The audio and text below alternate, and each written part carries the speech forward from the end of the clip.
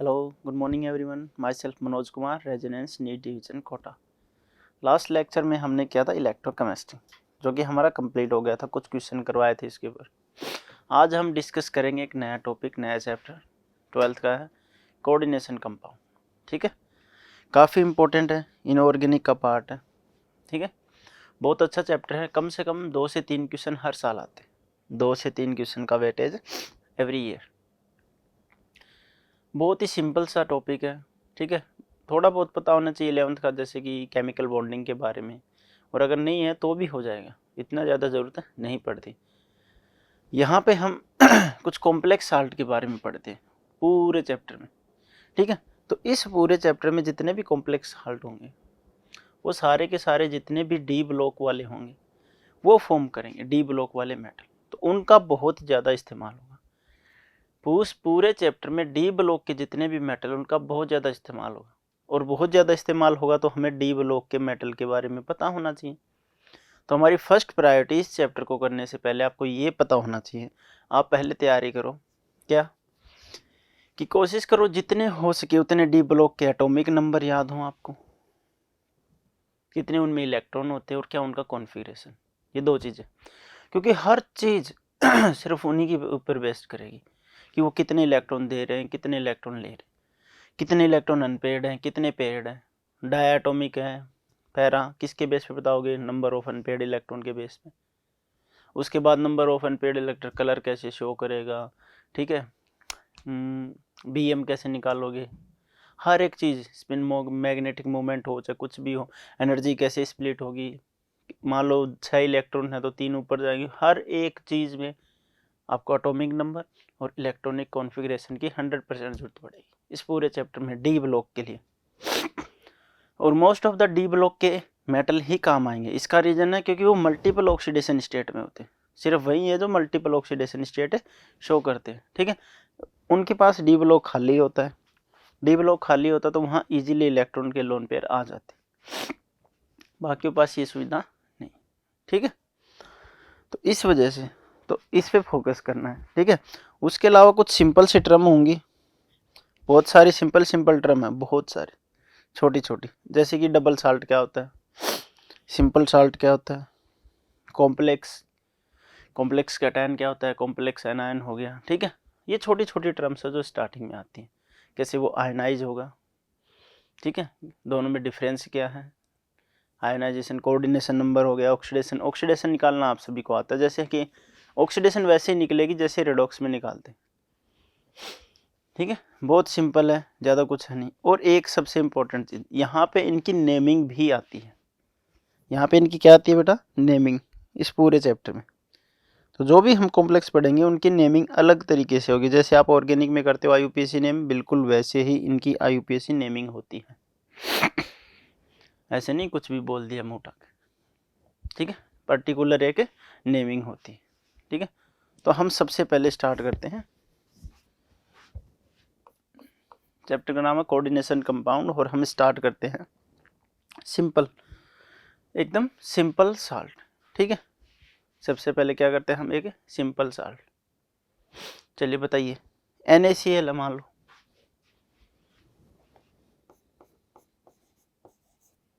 KCl है, FeSO4 है, NH4 whole twice SO4, ये सारे के सारे क्या हैं, सिंपल साल्ट की फॉर्म में। मान लो अगर ये ब्रेक होगा एक्वस में तो Na+Cl-, ये ब्रेक होगा तो K+Cl-, ये ब्रेक होगा तो Fe+2,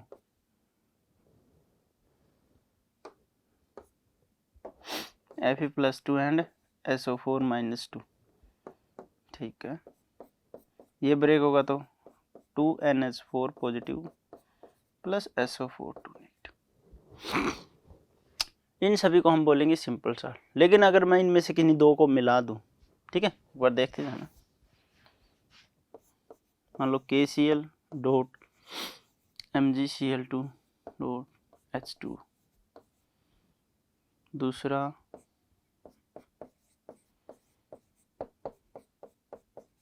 मैं ये मिला देता हूँ ध्यान से देखना।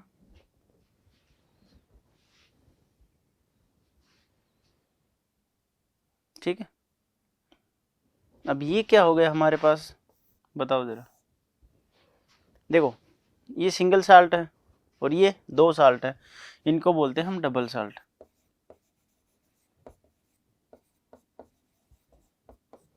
डबल साल्ट, 2 साल्ट यूज हो रहे हैं। ठीक है, लेकिन इनकी में एक कंडीशन हो रही है, ये हमेशा क्या होंगे, एक प्रोपोर्शनल रेशियो में रहेंगे, simple ratio, simple molar ratio में रहेंगे, 1 1 1 1 ऐसे करके। ठीक है, चलिए इधर देखो एक बार, डबल साल्ट हुआ क्या कि मान लो मेरे पास KCl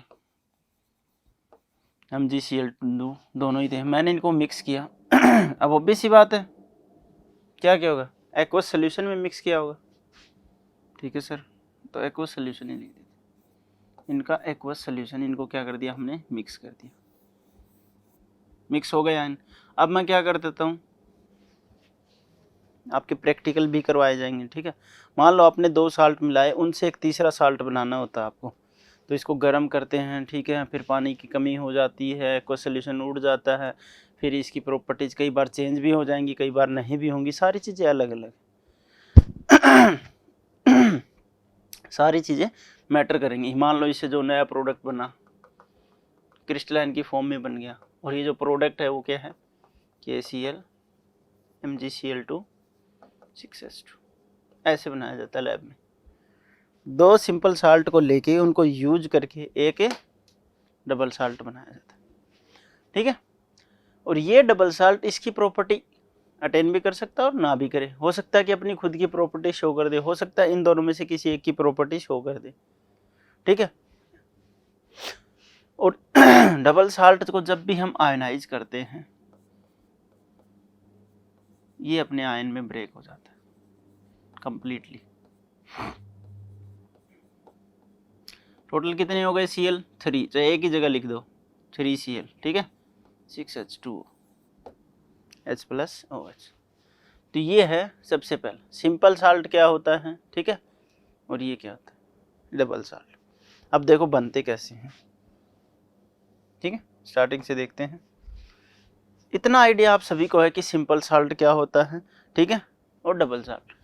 तो चलिए हेडिंग लिखिए आप, एडिशन कंपाउंड।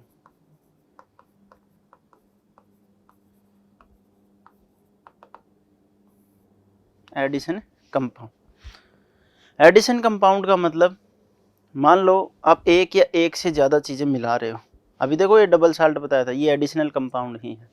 हम क्या कर रहे हैं, एक या एक से ज़्यादा साल्ट को क्या करते जा रहे हैं, ऐड करते जा रहे हैं, तो उससे हमें क्या मिलेगा, एडिशनल कंपाउंड। ऑब्वियस सी बात है। अब वो एडिशनल कंपाउंड फिर जाके 2 तरह के होंगे, एक डबल साल्ट या एक कॉम्प्लेक्स साल्ट की तरह। ठीक है, चलो तो लिखते हैं। एडिशन कंपाउंड में लिखो, when 2 or more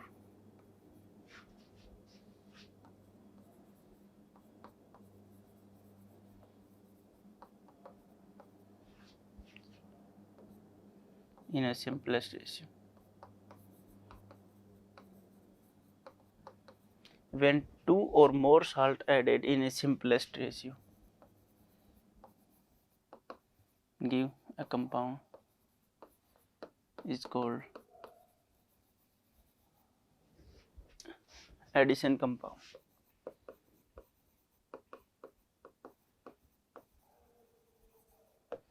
इसी को हम एडिशन कंपाउंड बोलते हैं। जैसे कि पहला एडिशन कंपाउंड आप ये लिख लो, ये लिख लो KCl MgCl2 डॉट H2O6, क्या मैं लाइट बोलते हैं क्या इसको, CAM। ये नीट में आया हुआ है, शायद पूछा गया है एक बार इसके ऊपर क्वेश्चन। ठीक है, दूसरा FeSO4 NH4 whole twice SO4 6H2, इसको बोलते हैं बेटा मोहर साल्ट, बहुत काम की चीज़ है। 12th क्लास में इसके ऊपर एक एक्सपेरिमेंट भी है। जब आपके वाइवा लेने आएंगे ना सर, तो वो आपसे पूछ सकते हैं कि हमें मोहर साल्ट बना के दिखाओ, तो आपको FeSO4 NH4 whole twice SO4 को यूज करना पड़ेगा, उसे प्रिपेयर करना पड़ेगा, उससे क्या बनेगा, मोहर साल्ट बनेगा क्रिस्टलाइन फॉर्म। तो ये हमारी क्या है बेटा, एडिशनल कंपाउंड। अब ये एडिशन कंपाउंड कितने टाइप के हो सकते हैं, ज़्यादा के भी हो सकते हैं, ठीक है। उस साल्ट की जगह आप कंपाउंड भी बोल सकते हो, कंपाउंड लिख लो। कंपाउंड में क्या है, साल्ट आ जाएगा, साल्ट में कंपाउंड नहीं आएगा। When two or more compound added in a simplest ratio and give a compound is called addition compound। अब ये एडिशन कंपाउंड 2 टाइप के हो सकते हैं, ठीक है। कितने टाइप के, 2। एक हो सकता है डबल साल्ट और एक हो सकता है कॉम्प्लेक्स, ठीक है। तो उसको तो अलग लिखना पड़ेगा, यहाँ पे तो आएगा नहीं। चलिए नेक्स्ट में लिखते हैं, these are of 2 type.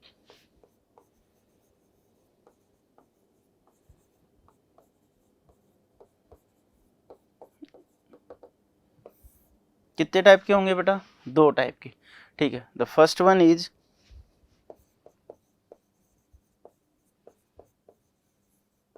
double salt, the second one is complex salt और कोऑर्डिनेशन, इसी को हम कोऑर्डिनेशन कंपाउंड बोलते हैं। और हम पूरी की पूरे चैप्टर में इसी को पढ़ेंगे, समझ आई बात। किसको पढ़ेंगे, कॉम्प्लेक्स साल्ट को पढ़ेंगे। इस कॉम्प्लेक्स साल्ट और कोऑर्डिनेशन कंपाउंड पे पूरी हमारी क्या चलेगी, केमिस्ट्री इसी पे। डबल साल्ट को हम नहीं पढ़ते, ठीक है। अभी इन दोनों के बीच डिफरेंस लिखवाते हैं, आपको पता लग जाएगा कि इसको क्यों नहीं पढ़ते और इसको ही क्यों पढ़ते। ये बड़ा सिंपल होता है, ठीक है। ये बहुत ज़्यादा सिंपल होता है, कुछ नहीं करता, ये जैसा बनेगा वैसी प्रॉपर्टी शो करेगा, ना कोई चेंजेस ना कोई, ये कुछ भी कर सकता है भैया, प्रॉपर्टी चेंज कर सकता है, कलर चेंज कर सकता है, किसी की नहीं सुनता ये, दिस इज डिफरेंट। तो इसी के बारे में इसीलिए हम पढ़ाई करते हैं, ठीक है। तो चलिए हेडिंग डालिए, या पहले एक एग्जांपल देख लो यहाँ पे आप, फिर वहाँ पे तो थ्योरी लिखवानी है। चलिए मान लो मैं आपके पास लिख देता हूँ, इन्हीं में से कोई ले लो, जैसे कि KCl अभी लिया था ऐसे ही, MgCl2 6H2। जब ये एक्वस सोल्यूशन में डाला जाएगा तो K प्लस अलग हो जाएगा, कोमा 3Cl माइनस अलग हो जाएगा, कोमा Mg+2 अपने आयन में चला जाएगा, ठीक है। अब कॉम्प्लेक्स साल्ट की बात करें तो कॉम्प्लेक्स साल्ट ऐसे ब्रेक नहीं होता है, देखो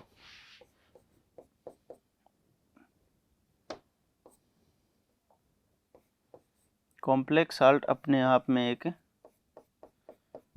अलग ही दुनिया है, ऐसा कुछ होता है कॉम्प्लेक्स साल्ट। अब जब हम इसको आयनाइज करेंगे तो भैया 4K प्लस प्लस FeCN4, देखिए जरा, जब हम डबल साल्ट को हम आयनाइज करते हैं, ये कंप्लीटली आयनाइज होता है, ये मान के चलते हैं, और ये देखा गया है इसलिए बोला। जबकि कॉम्प्लेक्स साल्ट की जब बारी आती है तो इस ब्रैकेट के बाहर, इस ब्रैकेट के बाहर की जो दुनिया है सिर्फ वहीं आयनाइज होती है, वहीं सिर्फ और सिर्फ आयनाइज होगी, ये ब्रैकेट कभी भी आयनाइज नहीं होगा। क्यों नहीं होगा, इस ब्रैकेट को क्या बोलते हैं, ये आगे की बात है, बस इतना समझना, ठीक है। तो देखो दिन रात का फर्क है, नहीं तो अदरवाइज ये ऐसे होना चाहिए था, Fe+2 या +3 जो भी ऑक्सीडेशन स्टेट आएगी। Cn कितना लिखा है मैंने, 4 नहीं आएगा, 6 आएगा यहाँ पे, ठीक है। FeCN6 plus Cn6 Cn negative plus 4 ये बनना चाहिए था भैया, आयन में ब्रेक होगा तो। भैया एक्वस में तो कोई भी आयन हो फटाक से ब्रेक हो जाते हैं, पर ऐसा नहीं हुआ, इसीलिए ये कॉम्प्लेक्स साल्ट है, ठीक है। चलिए आगे देखते हैं, देखो डिफरेंस बिटवीन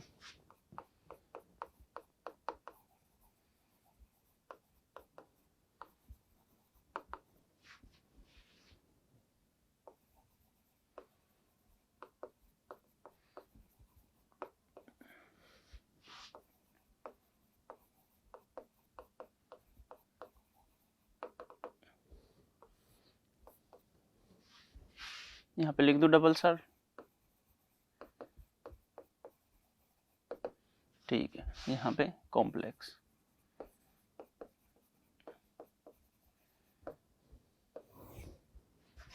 ठीक है। चलिए फर्स्ट पॉइंट जो अभी लिखा वो लिख सकते हो कि ये कंप्लीटली आयन में डिजोल्व हो जाएगा, वो कंप्लीटली नहीं होगा, वो कंप्लीटली आयन में डिजोल्व नहीं होगा, ठीक है। क्या इसके अलावा और बताओ, ये भी सिंपलेस्ट रेशियो में होगा, ये भी सिंपलेस्ट रेशियो में होगा, तो इसके अलावा और बताओ जरा। एक्चुअली ये क्या करेगा बेटा, ये वाला इनकी प्रॉपर्टी को एज इट इज एडमायर करेगा, मतलब जिन साल्ट से मिलकर इसको बनाते हैं उनकी प्रॉपर्टी को एडमायर कर लेगा। ये वाला नहीं करेगा, कोई ज़रूरी नहीं है कि नहीं करेंगे, हम तो मना कर देगा, ठीक है। इनका कलर कॉम्बिनेशन जो होगा वो सेम रहेगा, इन भाई साहब का चेंज भी हो सकता है और ना भी हो, तो ये हर चीज़ में अपोज करेगा, ठीक है। कॉम्प्लेक्स साल्ट क्या करेगा, हर चीज़ में अपोज करेगा, अपनी चलाएगा, ना कंप्लीटली आयोनाइज होगा, ना उनकी प्रॉपर्टीज फॉलो करेगा, कोई ज़रूरी नहीं है, ठीक है। वो जिस क्रिस्टलाइन फॉर्म में होगा ये वही क्रिस्टलाइन फॉर्म में बनेगा, ये नहीं बनेगा, ठीक है। तो ये सब कुछ डिफरेंसेस हैं। चलिए डिफरेंस नंबर 1 लिखिए,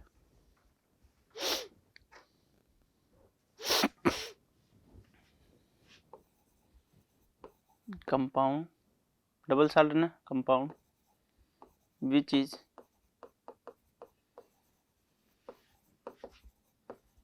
completely ionized in water, ये क्या होगा,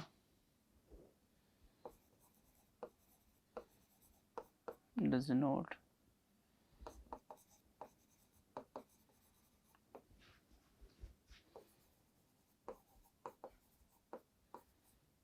not ionize completely in water, ठीक है। तो ये वाटर में डिजोल्व कंप्लीटली, डिजोल्व करनी मतलब आयन में कन्वर्ट हो जाएगा, ये नहीं हो गया, ठीक है।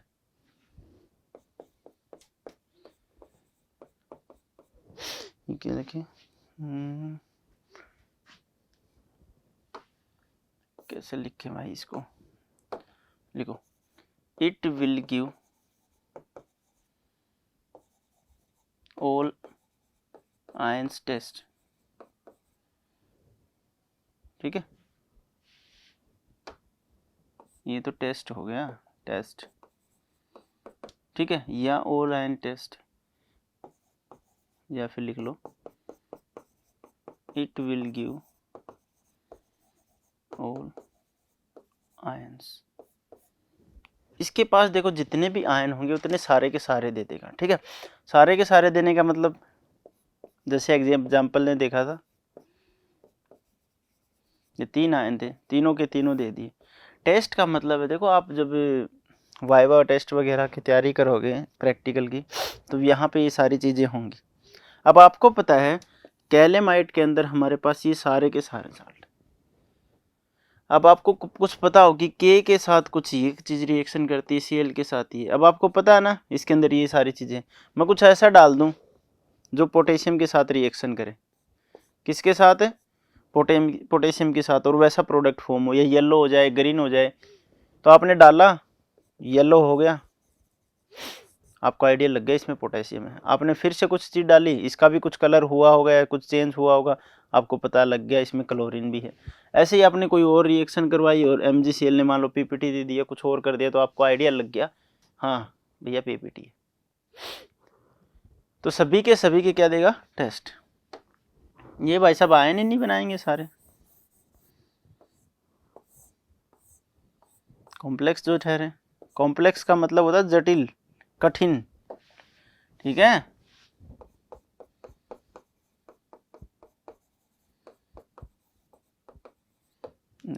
इट विल नॉट गिव, ये नहीं देगा भैया। नंबर थर्ड में बताइए क्या लिखा जाए, लिखो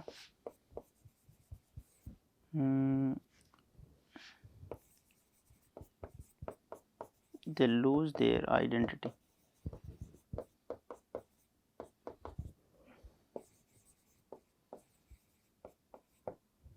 अगर मान लो इनको मैंने आयन में डाला, सॉरी एक्वस सॉल्यूशन में डाला, किस में डाला बेटा, एक्वस सॉल्यूशन में मैंने डाल दिया, तो अपने आयंस में ब्रेक हो जाएगा। अपने आयंस में अगर ये ब्रेक हो जाएगा तो अपनी क्या कर देगा, प्रॉपर्टी छोड़ देगा। भाई KCl था, MgCl2 था, वो थोड़ी है K प्लस है Cl माइनस है, तो they lose their identity in aqueous solution.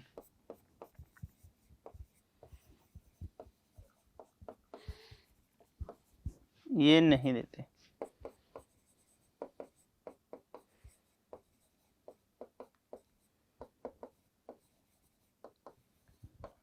अब देखो मैंने लिखवाया था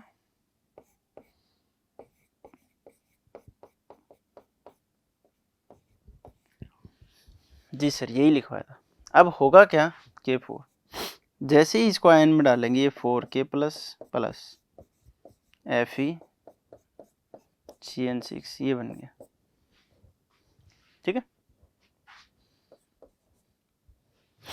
अब ध्यान देने वाली बात ये है कि देखो हमारे पास पहले ये था एक कॉम्प्लेक्स, इसी को बोलते हैं, ये हमारे पास कॉम्प्लेक्स था, इसके ऊपर 4 नेगेटिव चार्ज था, तो हमने 4 पॉजिटिव को ऐड कर दिया यहाँ पे, इन 4 पॉजिटिव को हटा दिया, ये वैसा का वैसा ही है ना। तो ये सभी के लिए टेस्ट देगा, ये सिर्फ पोटेशियम के लिए टेस्ट देगा, इनके लिए नहीं देगा ना। ये पूरा का पूरा आयनाइज होगा, पूरा आयनाइज नहीं हो रहा तो अपनी प्रॉपर्टी लॉस नहीं करेगा, ठीक है। अरे पॉजिटिव ये इसलिए लगाया था, मेन मुद्दा तो ये है, और ये अभी भी वैसा का वैसा है, ठीक है, इस वजह से।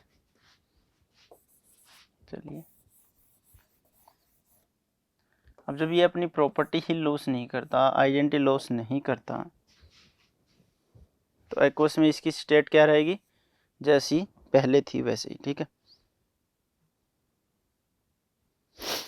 चलिए लिखिए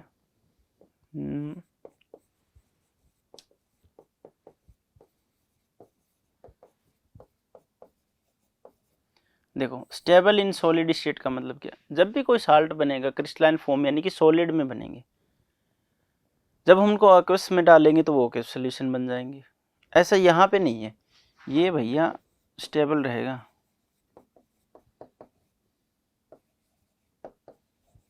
एक्वस में भी स्टेबल रहेगा, ज़रूरी नहीं है। एक्वस का मतलब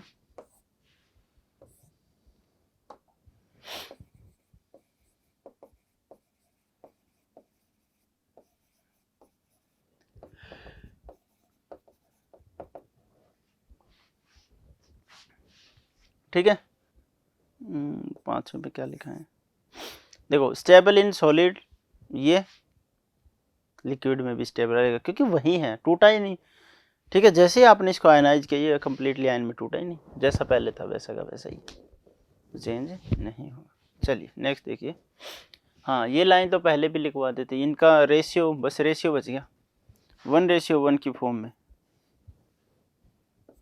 डबल साल्ट किसकी फॉर्म में, 1:1 की फॉर्म में। ये भैया किसी में भी चेंज हो सकते हैं।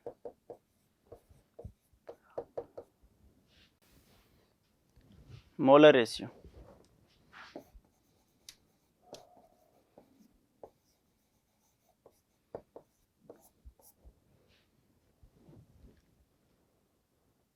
वन रेशियो वन की फॉर्म में होगा क्या रेशियो, मोलर रेशियो। एफ नहीं है भैया, मेरे को भी एफ ही लग रहा है।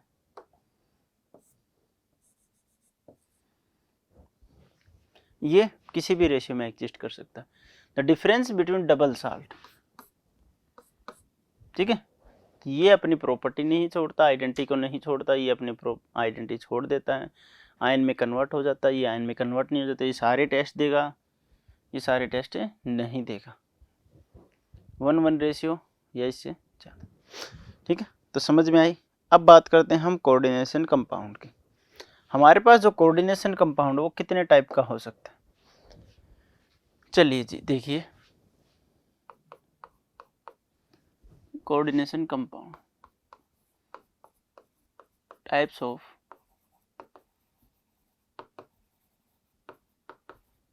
कोऑर्डिनेशन कंपाउंड, बताइए जरा जी क्या क्या टाइप हो सकते हैं। चलिए आप ऐसा समझिए, ये A है और यहाँ पे आगे मान लो B, और B के साथ X Y और ये Z, ऐसी फॉर्मेशन। या फिर A के साथ X Y, यहाँ पे क्या Z और B। ठीक है, अभी देखते जाओ। यहाँ पे मैंने लिखा A और साथ में बना दिया ब्रैकेट। यहाँ पे मैंने पहले ब्रैकेट बना दिया, बाद में लिख दिया B। चलिए, जब ये आयन में डिजोल्व होगा तो इस वाले केस में क्या बनेगा, A plus plus B XY Z। चलिए, दूसरे में क्या बनेगा, B प्लस, प्रेजिटिज लिख देते हैं जैसा लिखा हुआ है, ताकि आप लोग अंदाजा लगा सको।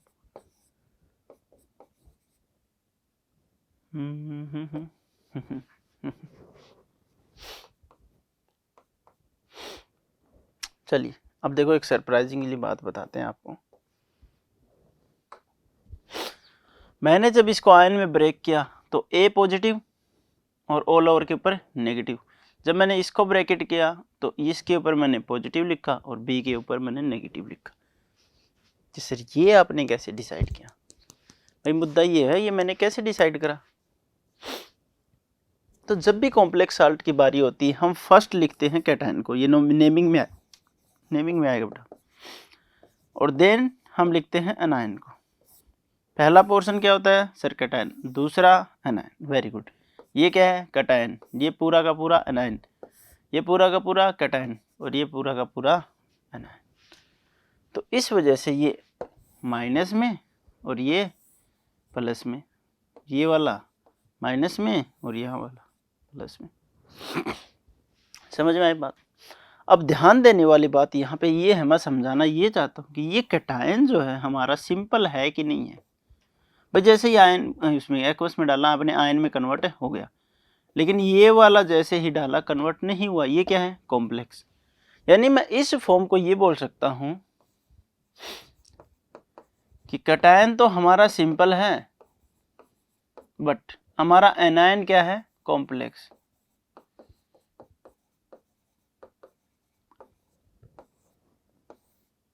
बताइए जरा, कुछ गलत लिखा? नीचे वाले में जस्ट रिवर्स, जो हमारा कैटायन है जी सर जी, वो क्या है, कॉम्प्लेक्स, और जो हमारा एनायन है वो क्या है, बताओ बेटा, सिंपल। क्या लिख सकता हूँ?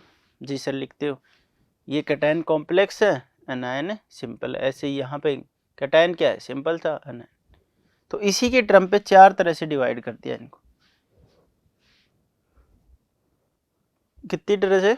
चार तरह से। देखो पहला, देखो ये दूसरा, ठीक है, ये तीसरा, ये चौथा, सॉरी ये दो है। दो का मतलब पहले ये फिर ये। अब मैं दूसरी चीज ये बोल दूं कि ये दोनों भी तो क्या हो सकते हैं,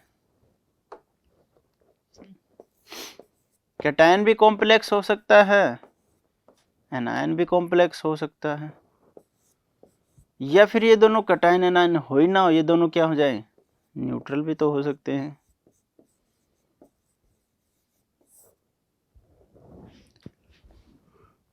ठीक है, चलिए देखते हैं, साफ कर देता हूँ। तो ये चार टाइप के होंगे, अभी लिखवाते हैं।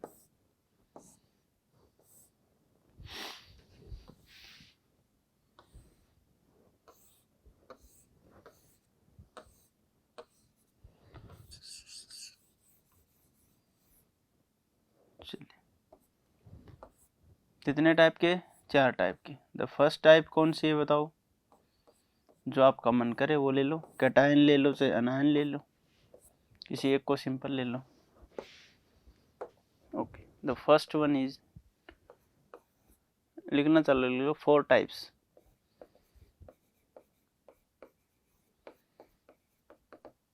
ठीक है, and the first one is, क्या लिखोगे,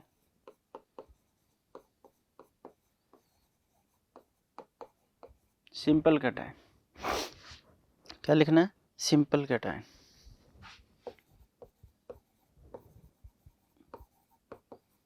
कॉम्प्लेक्स एनायन। चलिए एग्जाम्पल बताइए, वही लिख दो एग्जाम्पल तो, K4 FeCN6, ये लो जी, ये हमारा क्या है एनायन पार्ट, और ये हमारा क्या है सर कैटायन पार्ट। बस इतना ही, ज़्यादा मत लिखो, जितना ज़्यादा लिखोगे इसका कोई बेनिफिट है नहीं, ठीक है। चलिए नेक्स्ट करते हैं हम। अब क्या करें, कॉम्प्लेक्स, ठीक है, कॉम्प्लेक्स कैटायन ले लिया मैंने, एंड सिंपल एनायन। जी सर जी ठीक है। अब चलिए क्रोमियम ले लेते हैं 6, इसके साथ Cl3 लगा दो बेटा, क्रोमियम +3, ठीक है, क्रोमियम +3। तो ये हमारे पास क्या हो जाएगा, हमारा जो कैटायन है वो कैसा होगा कॉम्प्लेक्स, और ये हमारा क्या सा पार्ट होगा एनायन, जो कि बहुत ही ज़्यादा सिंपल है। तो समझ में आई बात, ठीक है। अब ये दोनों भी क्या हो सकते हैं बताइए ज़रा। जी सर बिल्कुल, ये दोनों भी हो सकते हैं, क्या एक कॉम्प्लेक्स एक हो सकता है, दूसरा कॉम्प्लेक्स दूसरा हो सकता है। चलिए तीसरे की बात करते हैं।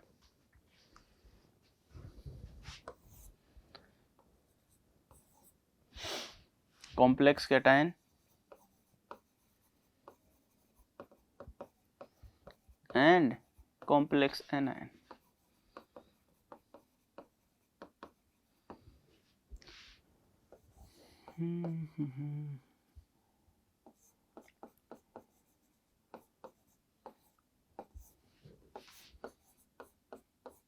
Cl22, चलिए ये ठीक है।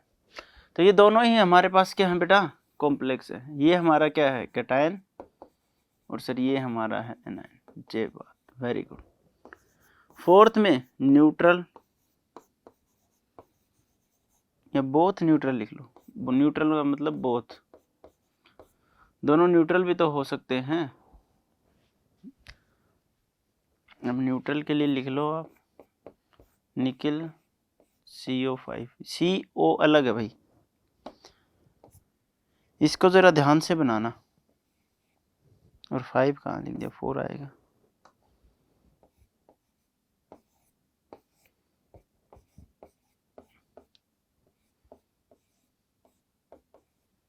यहाँ पे 5 आएगा। ठीक है, अगर कोई न्यूट्रल हो तो भी तो बात बन सकती है। न्यूट्रल का मतलब जिसके ऊपर कोई चार्ज नहीं, अलग अलग एग्जाम्पल है, बहुत लिखो मत, ठीक है।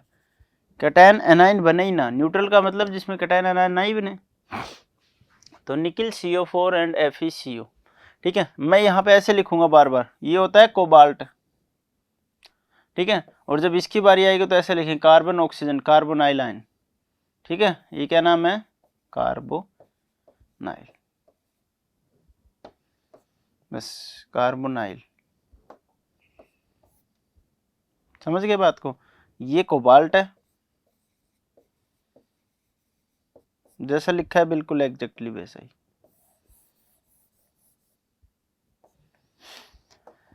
चलिए समझ आई बात कि जी सर एक एनायन एक कैटायन, ठीक है। अब नेक्स्ट बात करते हैं। देखो इतना सब आपने पढ़ा, ये एक स्टार्टिंग छोटा सा पोर्शन, कि मैंने क्या किया कि 2 से 3 कंपाउंड या 2 से ज़्यादा कंपाउंड को मैंने मिक्स किया, हमें कुछ एडिशनल कंपाउंड मिल गए भाई, हमने उनका नाम रखते गए, किसके बेसिस पे, उनके प्रॉपर्टी की बेस के। पहले प्रॉपर्टी के बेस पे एक को रख दिया डबल साल्ट, दूसरे को बोल दिया कॉम्प्लेक्स साल्ट। डबल साल्ट पे हमने वो ले लिए जो सिंपल हमारी बातें मान लेते हैं हमारे अकॉर्डिंग, आयन में कन्वर्ट हो जाते हैं बेचारे, सीधे साधे शरीफ, सारे टेस्ट दे देते हैं, मना ही नहीं करते किसी चीज़ के लिए, हमने बोला ये डबल साल्ट है, शरीफ आदमी। फिर दूसरी तरफ देखा हमने कॉम्प्लेक्स, भैया वो कोई काम ठीक से कर ही नहीं रहे थे, उनका नाम रख दिया कॉम्प्लेक्स साल्ट।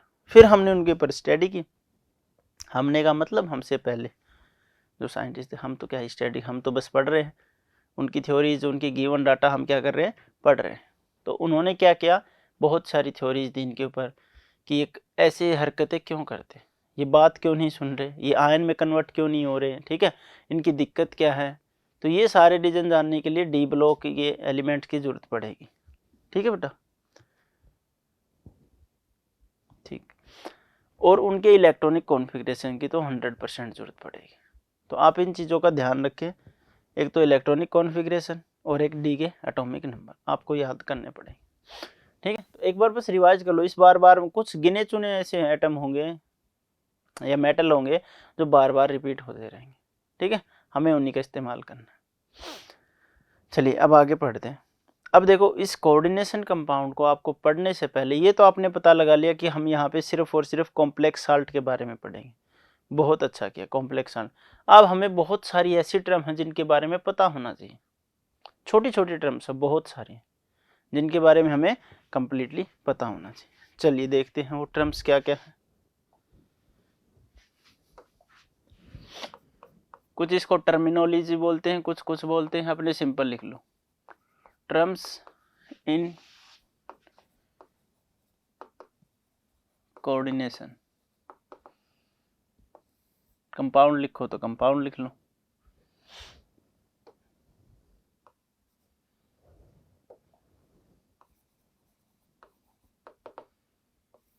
ठीक है जी सर, लिख लिया, बताओ। मैं लिखूंगा, ध्यान से देखते रहना, आपको भी नहीं लिखना। मैं लिखता हूं K4, F क्यों लिख देते हैं, K4 Fe CN6, ठीक है। हम किसके बारे में, कॉम्प्लेक्स वाले के बारे में पढ़ेंगे। ये अगर आगे लिखा है तो आगे, ये पीछे लिखा है तो पीछे, कोई दिक्कत वाली बात नहीं, आगे पीछे सेम ही रहेगा। ये क्या डिफरेंस होगा, यहाँ पे है तो ये पॉजिटिव है, वहाँ पे तो है ये नेगेटिव है, लेकिन है तो आयन, तो हम इसको आयन से लिखेंगे। देखो जी, इस पूरे ब्रैकेट को बोला जाता है coordination sphere, coordination sphere, coordination entity भी बोलते हैं, क्या बोलते हैं, कोऑर्डिनेशन एंटिटी भी बोल देते हैं, लेकिन आप कोऑर्डिनेशन स्फीयर याद रखो, आपको याद रहेगा भाई, ब्रैकेट को बोल दिया कोऑर्डिनेशन स्फीयर। चलिए जी ठीक है। सेकंड बात, अब बारी आती है इसके अंदर क्या क्या है, इसके अंदर बताओ जरा क्या क्या है। एफ ई है कि नहीं, एफ ई को हम बोलेंगे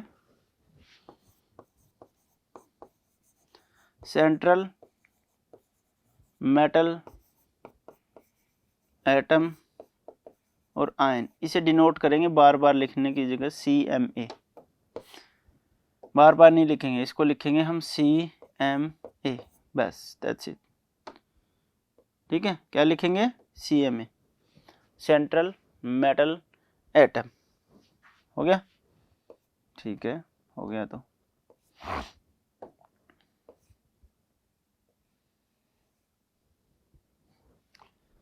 ये आयन भी बोल सकते हैं। अब ये भी हो गया, ये कोऑर्डिनेशन स्फीयर हो गया, ये छोटा वाला ब्रैकेट आ गया। इसके अंदर ये क्या बीमारी है भैया, इसका नाम है लिगेंड, क्या नाम है इसका, लिगेंड। चलिए जी, अब और चीजें भी रह गई, इसको बोलते हैं हम कोऑर्डिनेशन नंबर,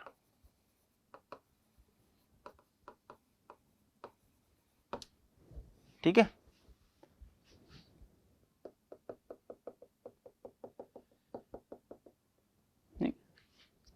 अच्छा जी, ये कोऑर्डिनेशन जो स्फीयर होता है ये नॉन आयनाइजेबल है, नॉन आयनाइजेबल मतलब सर ये अपने आयन में ब्रेक नहीं होगा, लेकिन जिस पे मैंने राउंड राउंड राउंड किया है इसका क्या, ये तो आयन में कन्वर्ट हो जाता है, तो आयोनाइजेबल स्फीयर, इसको बोलना है पूरे को, यहाँ पे जो भी चीज़ है वो आयनाइजेबल स्फीयर। अगर ये पीछे लिखा होता नेगेटिव होता तब भी ये आयनाइजेबल स्फीयर ही होता, उसमें कोई डाउट नहीं, नो डाउट, ठीक है। चलिए, पहला आयनाइजेबल स्फीयर उसके बाद ये चीज़ क्या है सर, कोऑर्डिनेशन स्पेयर नॉन आइजेबल। उसके अंदर एक सेंट्रल मेटल होता है, लिगेंड होते हैं, एक से ज़्यादा हो सकते हैं, कम हो सकते हैं, ये कोऑर्डिनेशन नंबर है। क्या है बेटा? Coordination number. कोऑर्डिनेशन नंबर सभी के लिए अलग अलग हो सकता है। अच्छा, इसके अलावा बात आती है कि ये सर आयनाइजेबल स्पेयर है, इसके अंदर एक आयनाइजेबल आयन होता है, इस आयन को हम क्या बोलते हैं?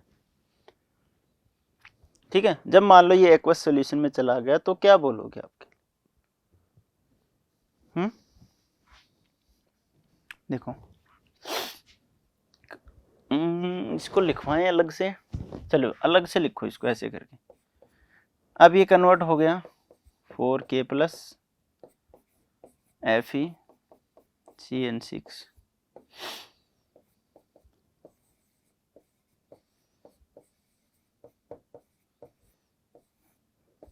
जी, अब इसको हम बोलेंगे काउंटर आयन।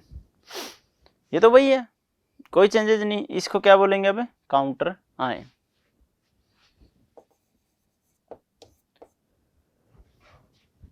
इसको हम क्या बोलेंगे बेटा? Counter ion. किससे बनेगा काउंटर आयन? आयनाइजेबल स्पेयर से बनेगा। ठीक है, तो यहां तक किसी को कोई डाउट हो तो पूछ सकते हो बेटा।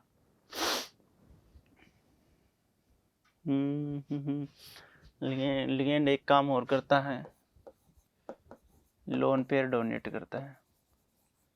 तो एक बार लिख लो, कोऑर्डिनेशन ठीक है, आयनाइजेबल स्पेयर। हाँ, ये सारा का सारा लिख लो। पहला क्या होगा सर? Ionisable spare. ब्रैकेट को हम क्या बोलेंगे sir? Coordination sphere. Non ionisable होता है, आयन में कन्वर्ट नहीं होगा। ब्रैकेट के अंदर जो सेंट्रल में होगा वो सेंट्रल मेटल एटम, उसके साथ जुड़ा हुआ होगा वो लिगेंड, जितने जुड़े हुए होंगे वो कोऑर्डिनेशन नंबर। अगर ये अपने आयन में ब्रेक हो जाता है तो जो आयन बनेंगे उनको काउंटर आयन। बस समझ गए बात को? चलिए जी, अब इनके बारे में एक एक दो दो लाइन लिख लीजिए। सेंट्रल मेटल एटम हो गया, काउंटर आयन हो गए, ये होते क्या हैं? The first one is CMA। बिल्कुल हर जगह CMA ही लिखना है। ठीक है, लिखो। The metal which accept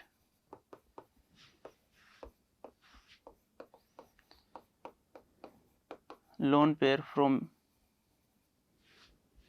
ligand.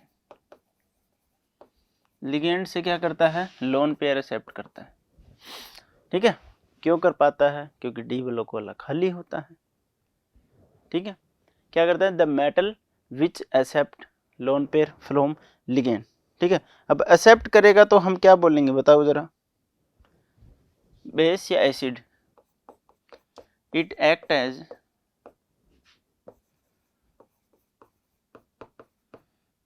देखो, जो लोन पेयर देता है वो लुईस बेस, जो लोन पेयर लेगा वो लुईस एसिड। चलिए, जनरली अभी अभी बताया था, अगर ये बार बार लोन पेयर ले रहे हैं तो इनके पास क्या है? डी ब्लॉक खाली है। तो जनरली ये कौन से होंगे बता? डी ब्लॉक होंगे। Generally D block elements are CMA due to vacant D orbital.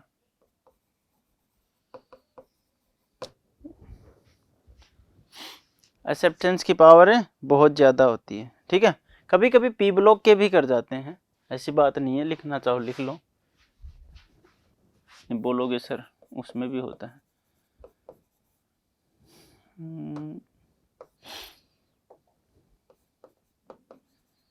Sometimes P block.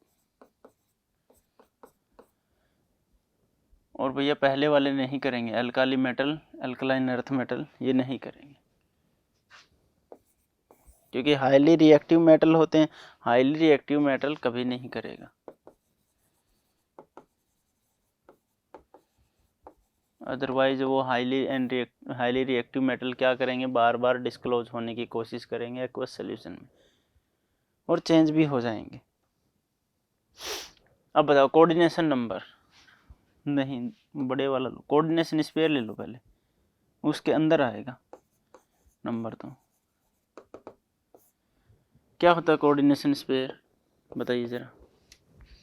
The part which is inside the, लिखो, द पार्ट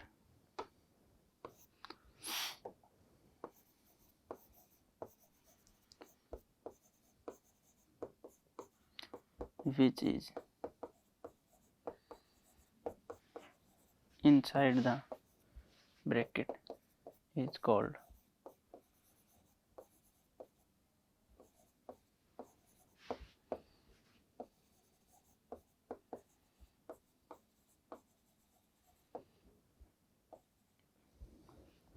ठीक है। जो पार्ट ब्रैकेट के अंदर था उसी को हम क्या बोल रहे हैं बेटा, कोऑर्डिनेशन स्फीयर। ठीक है, कैसा बताया था सर, नॉन आयनाइजेबल।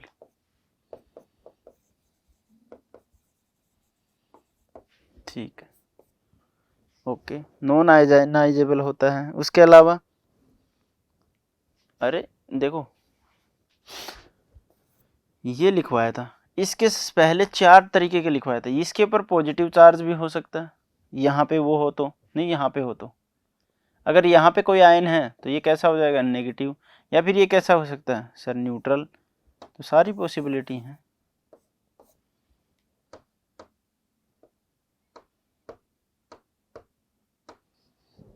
ठीक है, लिखो, it can be cation, anion and neutral. ठीक है, ये कैटायन भी हो सकता है, एनायन भी हो सकता है, और क्या हो सकता है भैया जी, न्यूट्रल भी हो सकता है। Number 3, ionisable spare.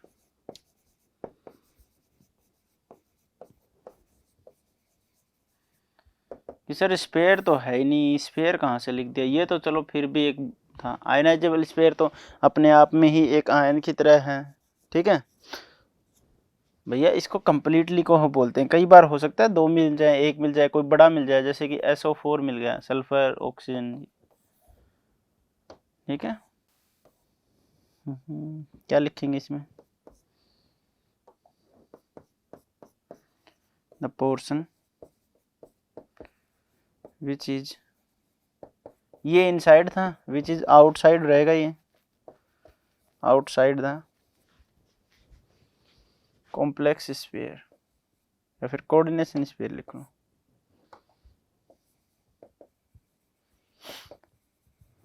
which is outside the coordination sphere, the portion which outside the coordination sphere। ठीक है, ये आयनाइजेबल होता है, it is ionizable,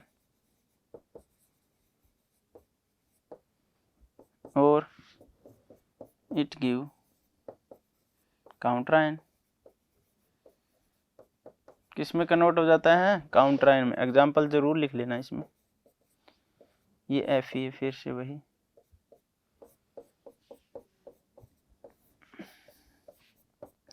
K plus CN6, इसको बोलते हैं काउंटर आयन।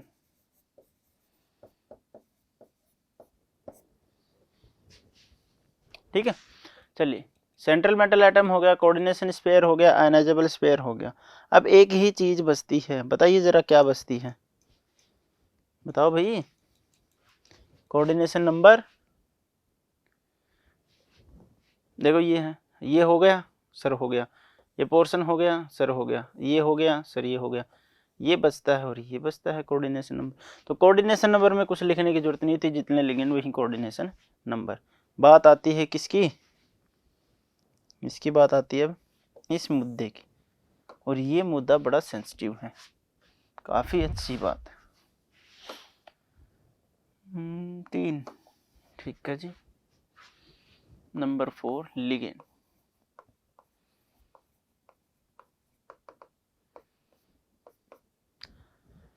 देखो भैया, लिगेंड क्या है, अपने आप में ही एक बहुत बड़ी टर्म है, बड़ा सारा क्लासिफिकेशन होगा इसका, बहुत सारा। ठीक है, बहुत सारे लिगेंड होंगे।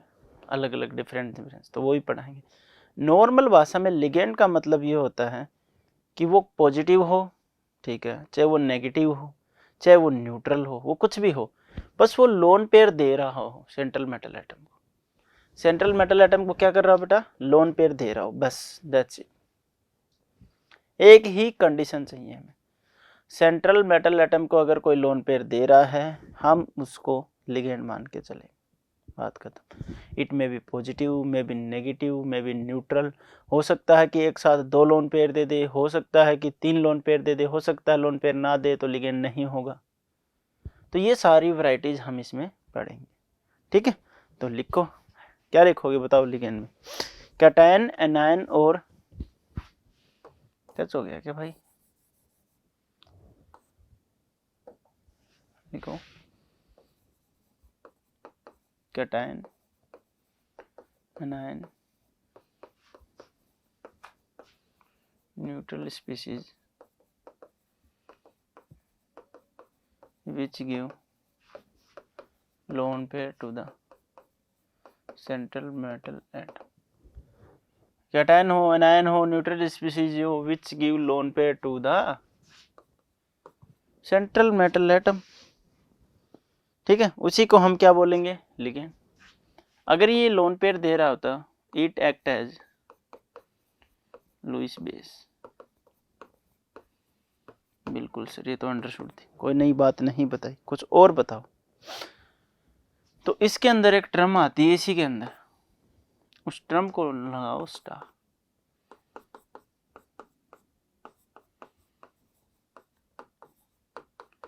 डेंटिसिटी बोलते हैं। डेंटिसिटी जैसे कि आपके पास कितने दांत है, वैसे ही इसके पास भी क्या है, कितने लोन पेयर देने की क्षमता है। डोनर एटम और साइट, अब डिफरेंस देखना दोनों चीजों। डोनर एटम, साइट मतलब डोनेट करने की पावर, ठीक है। ठीक है सर जी, कितने हो सकते हैं डोनर? देखो जरा, मान लो मैं लिखता हूं NH3, हाइड्रोजन डोनेट करेगा क्या? कुछ नहीं करेगा। नाइट्रोजन डोनेट कर सकता है? बिल्कुल कर सकता है। मैं लिख देता हूं इथाइलिन डाइअमीन, एक CH2 मैंने यहां लगा दिया, एक NH3। अब इसके पास डोनर साइट कितनी है बेटा? 2 हैं। ये भी लोन पेयर दे सकता है और ये भी लोन पेयर दे सकता है। ऐसे पूछा है, डोनर एटम और डोनर साइट 2 या 2 से ज़्यादा भी हो सकती हैं, एक भी हो सकती है, ठीक है। ऑक्जेलेटो आपके पास, यही पढ़ते हो, O नेगेटिव, तो ये वाला भी दे सकता है, ये वाला भी दे सकता है। 2 डोनर एटम है। डोनर एटम का मतलब कितने डोनेट कर रहा है, ठीक है।